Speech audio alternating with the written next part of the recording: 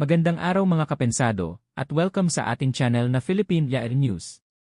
Ito ang number one source nyo para sa mga pinakabagong balita, updates, at impormasyon tungkol sa Social Security System o LAREA.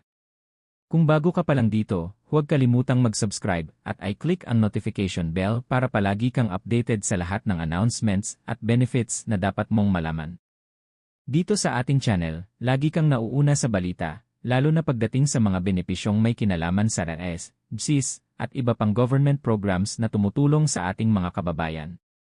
Ngayon mga kas, napakagandang balita ang ating pag-uusapan.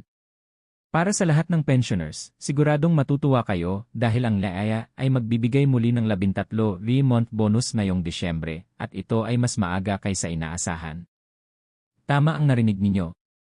Kung dati ay mid-December o minsan ay malapit na sa Pasko dumarating ang inyong 13 3-month at December pension, ngayong taon ay mas maagang release na talaga ito. Kaya kung gusto mong malaman ang eksaktong petsa ng release, paano mo ito matatanggap, at ano ang dapat mong gawin para siguradong hindi madelay ang iyong benepisyo, panoorin mo ang video na ito hanggang sa dulo dahil ibibigay ko sa iyo ang lahat ng detalye na dapat mong malaman. Bago ang lahat, pag-usapan muna natin kung ano ba talaga ang tinatawag na ika-negatibo 13 buwang bonus ng LAEA. Ang ika-negatibo 13 buwang bonus ay isang karagdagang benepisyo na ipinagkakaloob taon-taon sa lahat ng qualified pensioners ng Social Security System. Katumbas ito ng isang buwang pensyon na tinatanggap ninyo buwan-buwan, parang Christmas gift mula sa LAEA bilang pasasalamat at tulong sa ating mga senior citizens, disability pensioners, at survivors na umaasa sa kanilang monthly pension. Hindi mo kailangang mag-apply o pumila dahil automatic itong ipinapasok sa iyong account kung saan mo natatanggap ang regular mong pension. Kaya kung ikaw ay tumatanggap ng old age pension, disability pension, survivor's pension, o DE.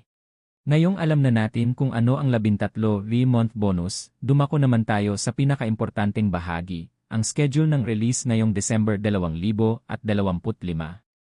Ayon sa mga pinakahuling pahayag ng SES, hinihahanda na nila ang maagang pamamahagi ng ika-negatibo 13 buwang bonus at Disyembre pension. Kung noong mga nakaraang taon ay sa kalagitnaan pa ng Disyembre inilalabas ang pondo, ngayong taon ay mas maaga na talaga. Target ng SES na simulan ang release ng sabay na ika-negatibo 13 buwan at Disyembre pension mula Disyembre 2 hanggang Disyembre 6, 2025. At inaasahang makukumpleto ang lahat ng payout bago sumapit ang Disyembre 15, 2025. Ang dahilan sa maagang release na ito ay upang bigyan ng sapat na panahon ang mga pensioners na magamit ang kanilang benepisyo bago pa man ang Kapaskuhan. Alam ng NAES na napakahalaga ng pondong ito para sa mga Noche Buena, regalo, at iba pang gastusin ngayong holiday season. Kaya inaasahan nila na sa unang 2 linggo pa lang ng Disyembre, matatanggap na ng karamihan ang kanilang 13 3-month at December pension. Para naman sa paraan ng pagtanggap, gaya ng nakasanayan, ang mga e-enroll disbursement account holders sa pamamagitan ng Disbursement Account Enrollment Module, DAEM, sa NA. Yarero portal ay makatatanggap ng kanilang pension direkta sa kanilang bank account. Hindi mo na kailangang pumunta sa branch o maghintay ng check. Automatic itong ipinapasok sa iyong account at makikita mo agad sa iyong online banking o sa withdrawal.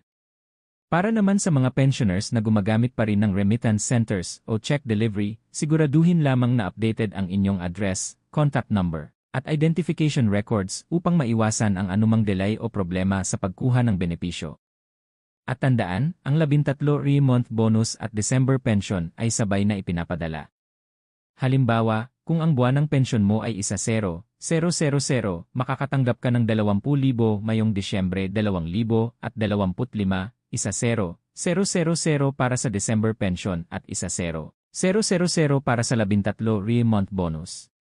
Kaya siguraduhing aktibo at tama ang iyong bank account information para walang aberya sa pagpasok ng pondo.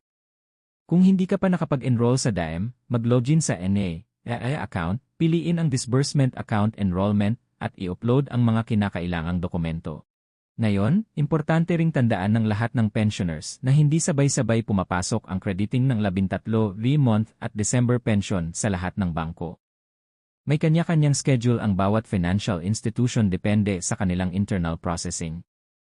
Kaya kung may kaibigan kang nakatanggap na ng pensyon niya at ikaw ay wala pa, huwag kang mag-alala, maaaring nasa ibang batch lang ang account mo. Ang mahalaga, siguradong darating ito sa loob ng unang kalahati ng Disyembre. Isa pang mahalagang paalala mula sa Kaya ay ang pag-ingat sa mga scam. Marami kasing nagpapanggap na taga-SES o nag-aalok ng T-Faster release, kapalit ng bayad o personal information. Tandaan, walang bayad ang 13-month bonus. Automatic po itong ibinibigay ng SA sa lahat ng qualified pensioners. Huwag magbigay ng personal details, login number, o kahit anong code sa mga hindi kilalang tao.